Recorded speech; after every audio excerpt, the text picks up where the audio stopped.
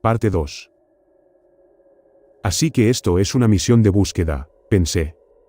Pero no estamos buscando excursionistas y campistas desaparecidos. Dejé mi bolsa de viaje en el estrecho catre de mi habitación. Le dije a Andráyev que estaría encantado de quedarme con los soldados en una de las tiendas de campaña del exterior. Pero el coronel, mi primo mayor, insistió en que me metiera dentro de una de las pequeñas habitaciones del edificio de la terminal. Que para ser sinceros, no parecía ser más que un gran armario de conserje sin ventanas, con una pequeña mesa plegable y espacio en el suelo para que dejara mi bolsa de viaje. No era difícil suponer que la razón por la que me mantenía dentro de la terminal era porque el coronel quería vigilarme de cerca, ya que tendría un control total y absoluto de las noticias que salían de esta base. Era comprensible que el coronel no quisiera que saliera a la luz la verdadera naturaleza de esta misión, o lo que realmente estábamos buscando. Además, era especialmente importante que los americanos no supieran nada de lo que estaba pasando aquí. Al decirme dónde podía encontrar al sargento Galkin, Andráyev me despidió bruscamente, diciéndome que me vistiera y estuviera listo para salir por la mañana. Me presentaría ante el oficial de inteligencia, el mayor Rogov, al que había conocido en el aeropuerto de Koltsovo. Había una pequeña mesa de madera en la habitación, donde puse mi cámara y mi máquina de escribir, antes de salir de nuevo para encontrar el punto de recogida de equipaje de la terminal, que el ejército había convertido en la zona de suministros de la unidad. El sargento Galkin era un sargento de suministros corpulento, barbudo y envejecido que, como yo, era veterano de la Gran Guerra Patria, y que estaba esperando su momento antes de jubilarse. Ladrando órdenes a sus dos ayudantes de abastecimiento, Galkin me entregó 2 juegos de uniformes militares blancos para el frío y un gran abrigo. Hacía varios años que no me ponía un uniforme militar, más de una década, y había engordado bastante. Al ver que el abrigo que me entregaron era bastante pequeño, decidí quedarme con mi abrigo civil, que me quedaba mucho mejor y era mucho más cálido. El sargento Galkin también me dio un juego de guantes de invierno y una manta, así como unos cuantos blocs de notas, bolígrafos y flashes y rollos de película adicionales para mi cámara. El coronel Andráyev dijo que le entregara todo lo que necesitara para documentar esta misión, dijo el sargento Galkin. ¿Hay algo más que pueda necesitar, señor Zimianin? ¿Hay alguna razón por la que el mayor Rogov sugiera que se me entregue una pistola? Pregunté. El sargento Galkin se rascó la barba. Ninguna razón que se me ocurra. Esto es solo una misión de búsqueda de civiles perdidos. Pero si el mayor Rogov sugirió que llevaras una pistola, lo mejor sería que la llevaras. Girándose, el sargento Galkin gritó, «Maldita sea, soldado. Muchacho, levanta el culo, y dale al señor Zimianin una Makarov». La cena consistía en raciones militares de campaña preenvasadas, distribuidas por el sargento Galkin y sus ayudantes en la zona de suministros convertida, junto con un cazo lleno de sopa de patata, y un trozo de pan recién horneado. Los soldados regulares de infantería se llevaban sus bandejas al exterior para comer en sus tiendas. Pero para los que estábamos alojados dentro de la terminal, se habían colocado mesas donde podíamos comer en la relativa calidez y comodidad del edificio. El coronel Andráyev y los comandantes de su compañía de infantería, los capitanes Sidorov y Kravtsov, así como el oficial ejecutivo, el comandante Rogov, estaban sentados en una gran mesa.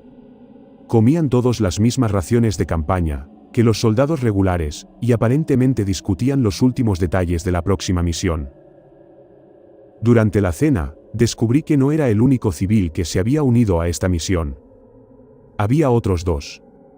Un anciano con gafas, barba gris oscura y blanca, con un abrigo marrón desgastado pero de aspecto cálido, estaba sentado en una pequeña mesa redonda, con una joven de piel pálida y pelo castaño claro recogido en un moño apretado. Llevaba un pantalón caqui, y una chaqueta caqui ajustada a juego, con un pañuelo blanco suelto alrededor del cuello. Cuando me acerqué a la mesa, pude oír cómo el señor mayor le contaba a la joven historias de la guerra. «Alina», dijo, agitando la mano alrededor de su cabeza. «La batalla de Kursk no fue tan mala como todo el mundo dice. Fue mucho peor. Te he hablado de la época en que...». «Disculpe», dije mientras me acercaba a la mesa, con la bandeja de metal en la mano. «Siento interrumpir». ¿Les importaría que me uniera con ustedes para cenar? La joven, a la que el señor mayor se refirió como Alina, me miró y sonrió ampliamente. Era mucho más atractiva de cerca que de lejos. Por supuesto, señor. Profesor, no le importará, ¿verdad? El anciano me miró, algo molesto por haber interrumpido involuntariamente su relato. ¿Qué? Por supuesto que no. Por favor, acompáñanos. Acercó su silla, mientras yo dejaba mi bandeja. Apenas había espacio en la mesa para nuestras 3 bandejas de comida. Me llamo Yevgeny. Yevgeny Golubev. Soy profesor de historia en la Universidad de San Petersburgo, especializado en la Gran Guerra Patria. Y esta encantadora joven es mi ayudante, la señorita Alina Ivanov, una becaria especializada en ocultismo nazi. Gracias, les devolví la sonrisa. Me sentiría bastante incómodo comiendo con nuestros jóvenes militares. Mi nombre es Zimianin. Mikhail Zimianin. Soy corresponsal de Pravda. Ah, sí, dijo el profesor Golubev. Conozco sus artículos, señor Zimianin. Tiene usted una manera de hacer llegar los hechos a la gente, sin someterse demasiado a la narrativa del partido. Debo admitir que estoy bastante sorprendido de que los militares hayan permitido a un periodista civil en esta misión. Efectivamente, profesor, asentí. Normalmente los militares tienen sus propios corresponsales en operaciones como esta. Pero tengo curiosidad. ¿Por qué necesitan un profesor de historia y un...? Miré con aún más desconcierto a Alina, una especialista en ocultismo nazi, para esta misión. A decir verdad, señor Zimianin, dijo Alina, mirándome con sus ojos azules brillantes, y sonriendo con unos labios finos, alegres y sensuales. Si no fuera tan mayor como para ser su padre. El profesor Golubev y yo nos preguntábamos lo mismo. Los militares nos habían pedido a ambos que formáramos parte de esta misión de búsqueda de personas desaparecidas, pero para ser sincera, no sé de qué serviríamos. El profesor Golubev incluso se lo preguntó al coronel Andrayev. ¿De verdad? Miré al profesor. Sí, efectivamente, dijo Golubev. Le pregunté al coronel por qué nos necesitaban los militares y también le pregunté qué buscábamos exactamente. ¿Y qué dijo el coronel Andrayev? Dijo que sabríamos porque estábamos aquí una vez que encontráramos lo que buscábamos, dijo el profesor. Ni siquiera los soldados parecen tener curiosidad por saber por qué están aquí, con tantos medios militares y armas. Simplemente, creen que están buscando a personas desaparecidas. Curioso, dije. ¿Y qué hay de usted, señor Zimianin?, preguntó Alina. ¿Tendría alguna idea de lo que realmente estamos buscando? Yo. Bueno, podría. No pude decir que no a sus hermosos y cautivadores ojos. Aunque sabía que no debía revelar nada de la verdadera naturaleza de esta misión, les conté al profesor Golubev y a Alina todo lo que sabía hasta el momento sobre el incidente del paso de Dyatlov. El extraño orbe anaranjado resplandeciente visto en el cielo, y de la fotografía que se tomó la noche en que perecieron los excursionistas. La que parecía mostrar que el orbe resplandeciente era algún tipo de nave metálica, y del símbolo nazi estampado en su costado. Dijo el profesor, asintiendo en silencio cuando terminé de contarles lo que sabía. Se dio cuenta de que el coronel Andrayev había terminado su reunión, y ahora caminaba por la sala hacia nuestra mesa. Alina, dijo el profesor. ¿Podrías ser tan amable y calentar mi taza de té? Me temo que se ha enfriado bastante. Por supuesto, sonrió Alina, levantándose de un salto y tomando la taza del profesor. Señor Zimianin, ¿quiere más té? No. No, gracias, respondí. De acuerdo, respondió ella, sonriendo dulcemente al pasar junto al coronel Andrayev. Buenas noches, señor. El coronel Andrayev asintió a su vez, produciendo lo que solo pude suponer que era una sonrisa, a partir de la habitual expresión adusta y amarga de su rostro. Me alegro de que todos hayan tenido la oportunidad de conocerse, dijo Andrayev. Caballeros, ¿les importaría que me sentara? Dijo mientras acercaba la silla en la que había estado sentada Alina. Por favor, únase a nosotros, coronel, dijo el profesor Golubev. Estábamos discutiendo la misión por la mañana, y contemplando lo que debemos empacar y lo que debe quedarse atrás. Ya veo, respondió el coronel Andráyev, mirándome con desconfianza. Bueno, no tiene que preocuparse por eso. Ha habido un ligero cambio de planes para los 3, por la mañana. Levanté una ceja con curiosidad. ¿De verdad, señor? Sí, Mikhail. Dijo Andráyev, ofreciéndonos un cigarrillo antes de tomar uno él mismo. He decidido manteneros a todos aquí en la terminal, mientras las 2 compañías de infantería realizan sus búsquedas alrededor de las laderas de las montañas Kolatsiaki y el paso de Dyatlov. No tiene sentido que ustedes 3 caminen por la nieve y el hielo, con el resto de los muchachos durante los días que dure esta búsqueda. Pero, señor, protesté. Creía que mi misión era tomar fotos y grabar la misión. En efecto, asintió Andráyev. Tenga la seguridad de que, si mis hombres encuentran algo de importancia, usted y el profesor Golubev serán trasladados inmediatamente. Profesor. Le he oído mencionar que Alina podía hablar y entender el alemán. Así es, asintió el profesor. Tuvo que aprender el idioma para poder leer y entender los manuscritos que capturamos de los fascistas durante la guerra. ¿Por qué? ¿Serán necesarias esas habilidades durante esta misión?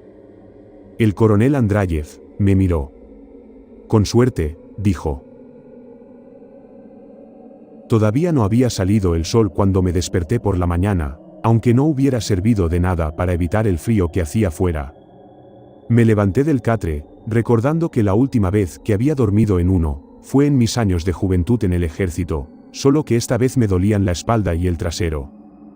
Me puse mi ropa militar para el frío, salí de mi pequeño armario de conserje y seguí una fila de jóvenes soldados hasta la zona de suministros donde se servía el desayuno.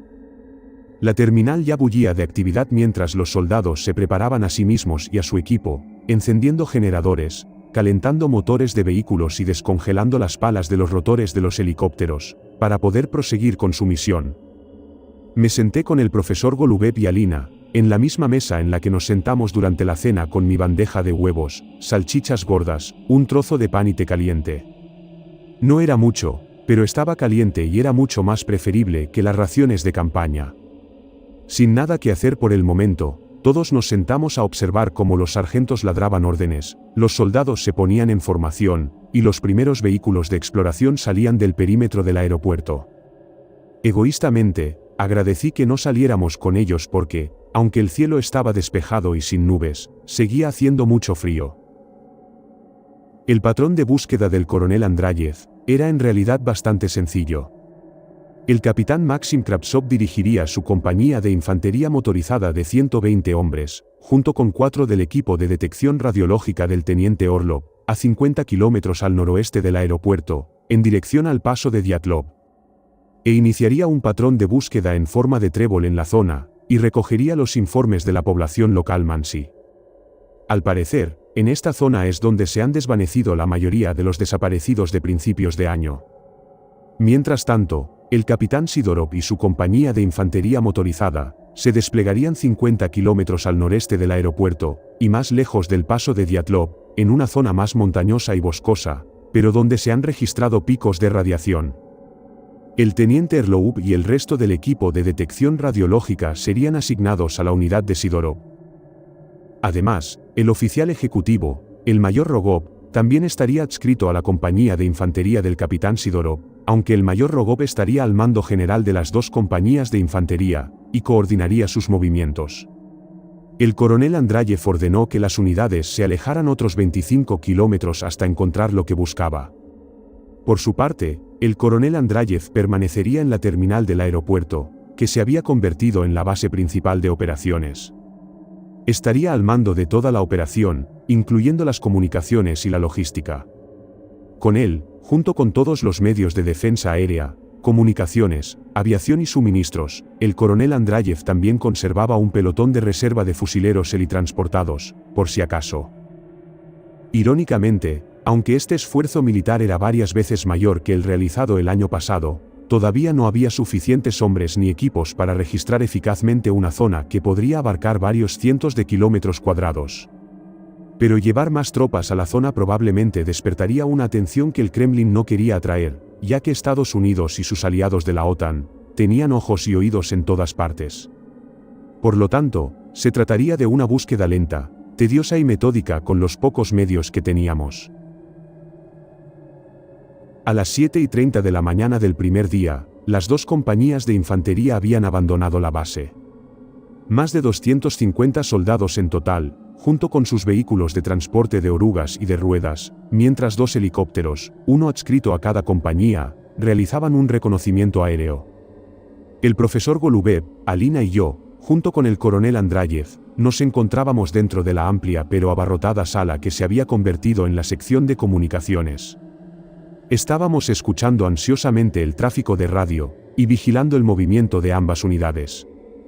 En el centro de la sala, había una gran mesa redonda sobre la que se había dispuesto un mapa topográfico de la zona de búsqueda. Los soldados de comunicaciones movían símbolos de plástico que representaban a las dos unidades de maniobra, mientras seguían su progreso hacia las zonas de búsqueda designadas. La primera mitad del trayecto fue relativamente fácil, ya que los vehículos militares circulaban por carreteras asfaltadas, que previamente habían sido limpiadas de nieve y hielo. Sin embargo, a medida que el terreno se inclinaba hacia arriba y los caminos se convertían en senderos, la marcha se hizo notablemente más lenta. Ya que los vehículos de orugas se encontraban ahora a la cabeza de las columnas, abriendo camino a través de la nieve, para que los vehículos de ruedas los siguieran. La columna del capitán Sidorov, situada en el este, lo tenía más difícil que su compañía hermana en el oeste, ya que el terreno se elevaba mucho más en la zona del noreste y su avance, aunque no se detenía por la nieve, seguía siendo angustiosamente lento. Mientras tanto, los dos helicópteros exploraban alrededor y por delante de sus unidades de perspectiva, llevando cada uno dos miembros del equipo de detección de radiación, del teniente Erlov y su equipo. Al no detectar casi ningún aumento en los niveles de radiación, el comandante Rogov dio instrucciones a los pilotos para que volaran lo más bajo posible, advirtiéndoles que evitaran el contacto con las copas de los árboles. Esto produjo un ligero aumento en los equipos de detección, que encontraron picos en los niveles de radiación, pero no en un grado muy significativo y todas las lecturas seguían estando dentro de lo que podría considerarse niveles seguros. A última hora de la mañana, las dos compañías de infantería habían alcanzado finalmente sus zonas de búsqueda iniciales, a unos 50 kilómetros al noroeste y al noreste del aeropuerto. Para entonces, los helicópteros habían regresado al aeropuerto para repostar, habiendo dejado a los equipos de detección de radiación de vuelta con sus compañías asignadas. El coronel Andreyev se abstuvo de enviar otra salida de exploración aérea, llegando a la conclusión de que el equipo de detección era más eficaz en tierra que a cientos de metros en el aire. En cualquier caso, la compañía del capitán Kravtsov que operaba al noroeste, cerca del paso de Dyatlov, no detectó ningún aumento significativo de los niveles de radiación durante su patrón de búsqueda a través del paisaje helado y boscoso. Por radio, el comandante Rogov indicó a Kravtsov que se pusiera en contacto con los mansi que vivían en la zona, para ver si habían visto u oído algo inusual en los últimos meses, en relación con los desaparecidos. Pero que informaran inmediatamente si detectaban un pico significativo de radiación. Hacia el noreste, donde el terreno era más escarpado y montañoso, los hombres del capitán Sidorov estaban teniendo algo más de suerte. Ya que el teniente Erlov y sus hombres habían detectado varios picos de radiación en la zona, aunque las lecturas estaban justo dentro del espectro de lo que se consideraba seguro. Los soldados de infantería se abrieron paso entre los árboles, con la nieve crujiendo bajo sus botas y las armas listas para seguir al equipo de detección de radiación. Pero, de repente, la aguja del medidor de detección bajaba del amarillo claro al verde, indicando que los niveles de radiación acababan de volver a la normalidad. En el transcurso de su búsqueda en este sector, los hombres del capitán Sidorov se encontraron con esta anomalía dos veces más, en un área que abarcaba aproximadamente 6 kilómetros cuadrados, mientras buscaban a pie. Porque los vehículos tenían que detenerse en un gran claro ya que no podían atravesar el bosque apretado de árboles cubiertos de nieve. El comandante Rogov informó de este hallazgo al coronel Andreyev, sugiriendo que la anomalía responsable de crear estos ligeros picos en los niveles de radiación parecía estar moviéndose de alguna manera. Decidido a proseguir la búsqueda antes de que cayera la noche, el comandante Rogov dio instrucciones al capitán Sidorov para que sus hombres subieran a los vehículos y siguieran un camino bien trazado que conducía hacia la montaña y se adentraba en el bosque. 5 kilómetros más allá, el equipo de Erloub detectó otro pico de radiación, esta vez alcanzando niveles más altos que antes, pero todavía dentro de la zona de seguridad, aunque apenas. Una vez más, los hombres del capitán Sidorov recorrieron el bosque a ambos lados del camino, y al igual que antes, los niveles de radiación residual volvieron a la normalidad. Empero, los soldados encontraron algo muy peculiar, en forma de una línea casi recta de árboles caídos que se extendía unos 100 metros, y que conducía a un amplio claro que desaparecía más al norte. El camino de árboles caídos tenía unos 100 metros de ancho, y parecía que los árboles habían caído orientados generalmente hacia el norte, como si algo se hubiera abierto paso a través del bosque en dirección al claro. «¡Qué espectáculo tan extraño!», dijo el capitán Sidorov al comandante Rogov. «¿Alguna idea de lo que puede haber causado esto, señor?». Rogov negó con la cabeza. «¿Avalancha? ¿Inundación repentina, quizás? En cualquier caso, esto ha ocurrido hace poco. Yo diría que no más de 2 meses. 3 a lo sumo, por el aspecto de la vegetación que ha surgido entre la madera caída». «Estoy de acuerdo, señor», respondió Sidorov. «Pero lo que me molesta es que el pico de los niveles de radiación va justo por el medio de ese camino». Una hora antes de que cayera la noche, el coronel Andreyev llamó por radio al comandante Rogov para que ordenara un alto en el camino por ese día. El cielo había estado despejado, no había caído nieve nueva, y afortunadamente, los meteorólogos informaron de que el tiempo para la noche seguiría siendo el mismo. La unidad del capitán Kravtsov, situada al oeste, establecería el campamento en una suave pendiente a 1 kilómetro al oeste de una aldea mansí. Mientras que los hombres del capitán Sidorov abandonarían el sendero en el que se encontraban, y pasarían la noche en la línea de árboles. El coronel Andreyev envió 2 helicópteros para reabastecer a sus 2 compañías de maniobra con agua y raciones de campo, antes de que oscureciera demasiado para las operaciones nocturnas. Pero como la unidad del capitán Sidorov estaba tan adentrada en el bosque, el reabastecimiento tuvo que ser lanzado con una onda desde el helicóptero, a través de la espesa cubierta de árboles hasta el suelo. Me quedé en la sala de comunicaciones, escuchando atentamente los últimos informes del día, procedentes de nuestras 2 compañías de infantería. Al oeste, el capitán Kravtsov informó de que no se habían detectado niveles elevados de radiación en su zona de búsqueda. Mientras que los informes de los lugareños de Mansí no revelaban nada útil o significativo en relación con los desaparecidos. Aunque 4 de los lugareños dijeron que sus parientes que vivían en aldeas más al este, habían informado de sucesos inusuales que giraban en torno a animales de caza mayor, que aparecían sacrificados y a gritos espeluznantes en la noche. Sin embargo, lo más probable es que los culpables fueran los lobos. El coronel Andreyev dio instrucciones al capitán Kravtsov para que continuara su búsqueda por la mañana. Pero si no se averiguaba nada útil por la tarde, que cambiara su búsqueda y comenzara a moverse hacia el este, alejándose del paso de Dyatlov y dirigiéndose a la zona de búsqueda del capitán Sidorov. El informe del capitán Sidorov fue más convincente, ya que su unidad encontró 3 misteriosos picos en los niveles de radiación. Pero no encontró ninguna fuente de la anomalía, y aunque el extraño camino de árboles caídos era intrigante, no era totalmente inexplicable. El comandante Rogov recomendó a los hombres de Sidorov que siguieran avanzando hacia el este por la mañana, mientras seguían utilizando los helicópteros para explorar el terreno. Aunque estaba claro que era mejor que los equipos de detección de radiación permanecieran en tierra. El coronel Andreyev estuvo de acuerdo, después de lo cual la comunicación por radio se redujo a simples comprobaciones durante el resto de la tarde. Tras el desayuno de la mañana siguiente, nos reunimos de nuevo en la sala de comunicaciones, esperando los informes del campo mientras las 2 compañías de infantería se preparaban para retomar la búsqueda. Hubo un informe inusual que llegó alrededor de la 1 de la mañana, cuando un centinela en la ubicación del capitán Kravtsov informó de unos extraños chirridos que parecían emanar de las colinas boscosas a varios kilómetros al este, a través de un valle poco profundo. Los extraños ruidos eran débiles, y el oficial de comunicaciones a cargo del turno de noche lo descartó como el simple eco del viento, que se transportaba a través del aire nocturno. A última hora de la mañana, la búsqueda del capitán Kravtsov hacia el oeste no dio resultado, ya que no se encontraron picos de radiación inusuales. Y los informes de los pocos Mansí que encontraron no revelaron nada importante. A las 11, el comandante Rogov llamó por radio a Kravtsov, indicándole que comenzara a moverse hacia el este y continuara su búsqueda. Al final del día, los informes que recibimos del campo eran más productivos, y mucho más ominosos, que el día anterior. A última hora del día, los hombres del capitán Kravtsov detectaron un ligero pico de radiación, y como los vehículos seguían atados a las carreteras y caminos, se envió a un pelotón de soldados al bosque para encontrar la fuente de la radiación.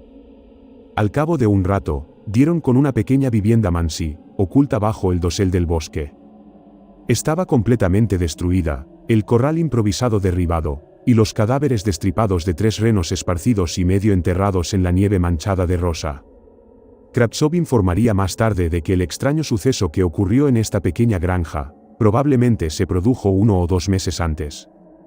De los habitantes de la pequeña cabaña de madera no había ni rastro, y cualquier rastro de pisadas o huellas hacía tiempo que estaba cubierto por las recientes nevadas. Los soldados descubrieron un amplio rastro de madera caída, similar al descubierto por los hombres de Sidorov el día anterior, que se dirigía hacia el noreste, alejándose de la cabaña.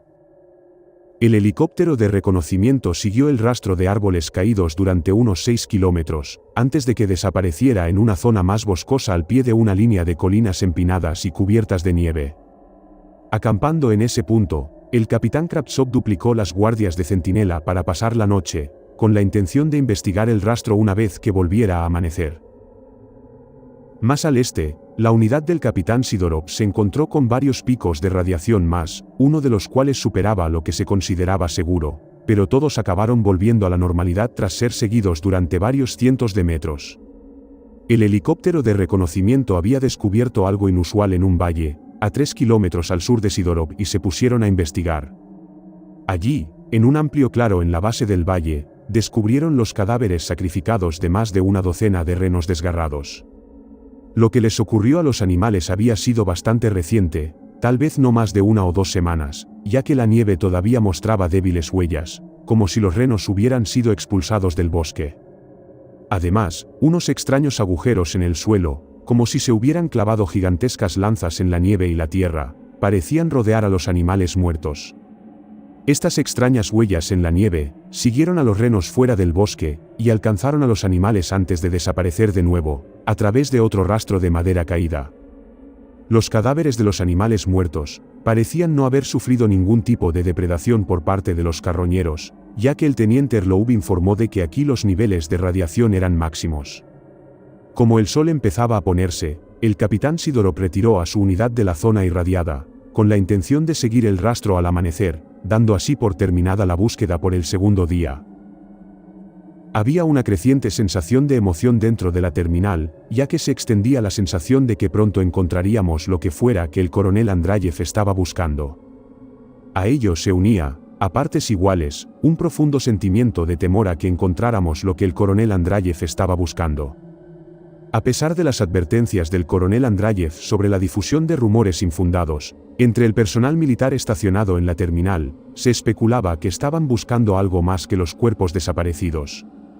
Incluso se susurraba que lo que buscaban en realidad era un demonio que chillaba en los oscuros bosques después de la medianoche.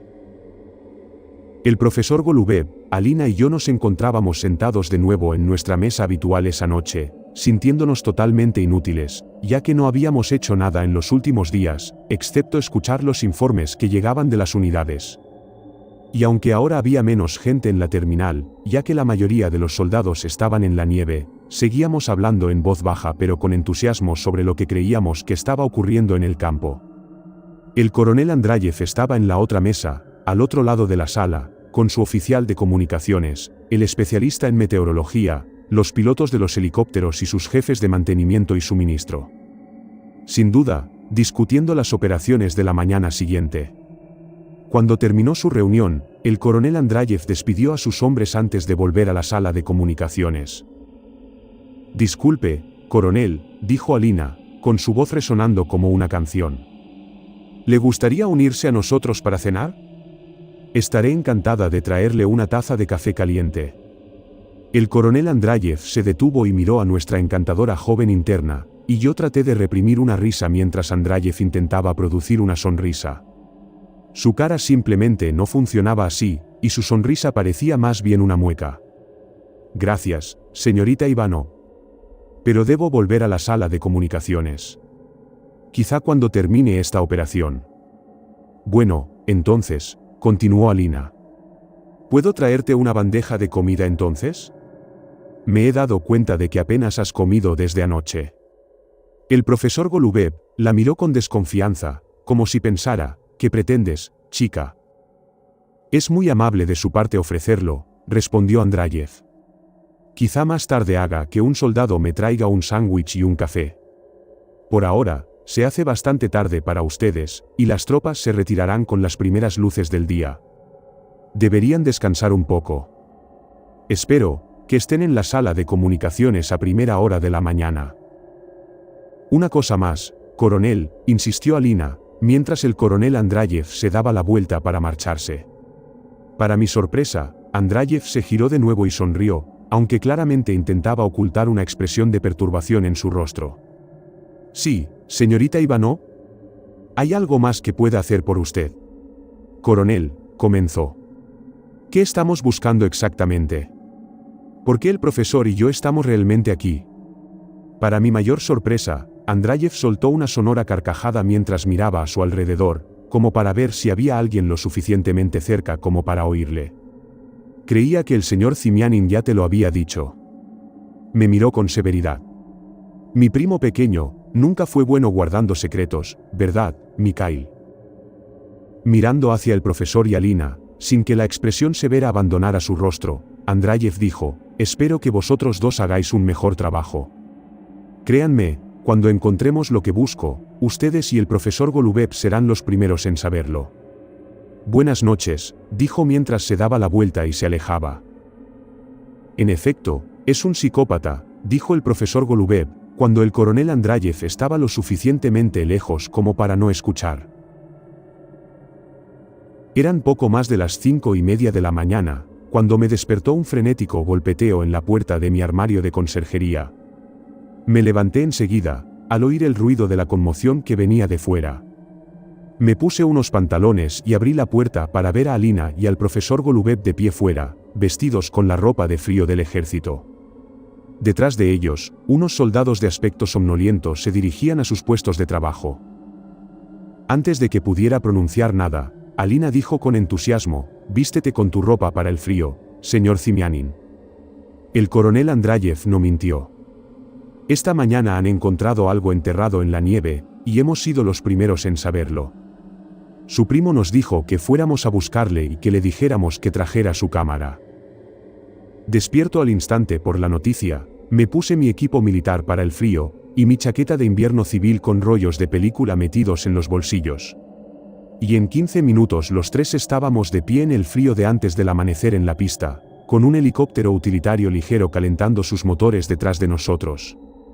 El coronel Andreyev también estaba presente, pero no había más soldados con él. De acuerdo, anunció por encima de un viento helado que soplaba en la pista.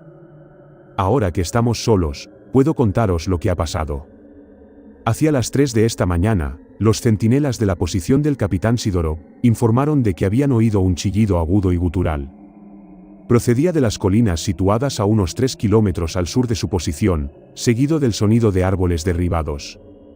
En contra de mi buen juicio, permití que el capitán Sidorov y el comandante Rogov persiguieran en la oscuridad a lo que estaba haciendo ese ruido. Y aunque no lo alcanzaron, los hombres de Sidorov encontraron un largo rastro de árboles derribados, de al menos 1 kilómetro de longitud.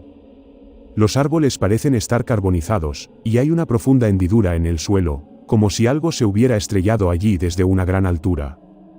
Los niveles de radiación aquí son elevados, unos 15.000 milirems. Andreyev me miró. Siguiendo el rastro encontraron algo enterrado en un claro, bajo la nieve. Estaba bajo el dosel del bosque, por eso no se veía desde el aire. Sidorov y sus hombres están intentando quitarle la nieve ahora. Stanislav, dije. ¿Son los americanos? ¿O es? No lo sé, interrumpió. Si mis sospechas son ciertas, esa es una pregunta que el profesor Golubev y Alina podrán responder mejor.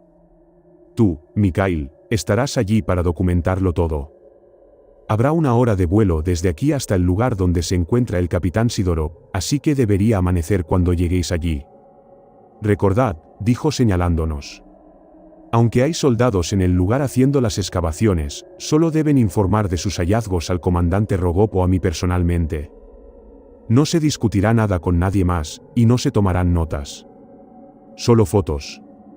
Y Mikhail, solo quiero fotos del objeto y de cualquier otra cosa relacionada con el objeto. No quiero personal que pueda ser identificado en las fotos, especialmente el profesor y su asistente. ¿Entendido? Solo pude asentir con la cabeza mientras el coronel Andrayev nos introducía en el pequeño helicóptero, dándonos una última instrucción de llamarle por radio inmediatamente si ocurría algo inesperado.